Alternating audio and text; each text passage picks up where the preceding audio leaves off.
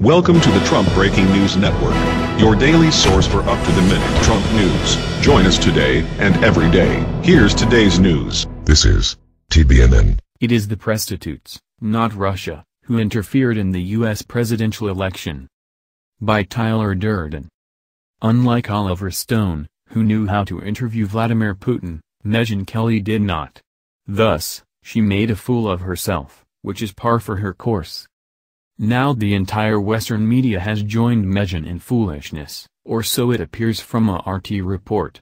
James O'Keefe has senior CNN producer John Bonifield on video telling O'Keefe that CNN's anti-Russia reporting is purely for ratings. It's mostly bullshit right now. Like, we don't have any big giant proof. CNN's Bonifield is reported to go on to say that our CIA is doing shit all the time. We're out there trying to manipulate governments. And, of course, the American people, the European peoples, and the US and European governments are being conditioned by the Russia did it storyline to distrust Russia and to accept whatever dangerous and irresponsible policy toward Russia that Washington comes up with next. Is the anti-Russian propaganda driven by ratings as Bonifield is reported to claim, or are ratings the neoconservatives and military security complexes cover for media disinformation that increases tensions between the superpowers and prepares the ground for nuclear war? RT acknowledges that the entire story could be just another piece of false news, which is all that the Western media is known for.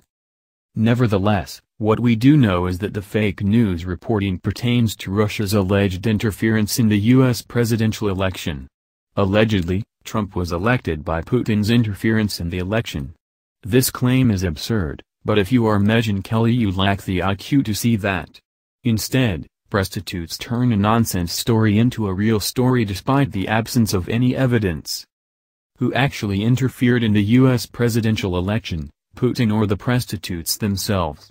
The answer is clear and obvious. It was the Presstitutes, who were out to get Trump from day one of the presidential campaign. It is CIA Director John Brennan, who did everything in his power to brand Trump some sort of Russian agent. It is FBI Director Comey who did likewise by continuing to investigate what he knew was a non-event. We now have a former FBI director playing the role of special prosecutor investigating Trump for obstruction of justice when there is no evidence of a crime to be obstructed.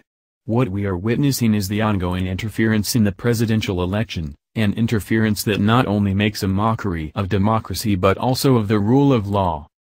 The Presstitutes not only interfered in the presidential election, they are now interfering with democracy itself. They are seeking to overturn the people's choice by discrediting the President of the United States and those who elected him. The Democratic Party is a part of this attack on American democracy. It is the DNC that insists that a Putin-Trump conspiracy stole the presidency from Hillary. The Democrats' position is that it is too risky to permit the American people, the deplorables, to vote.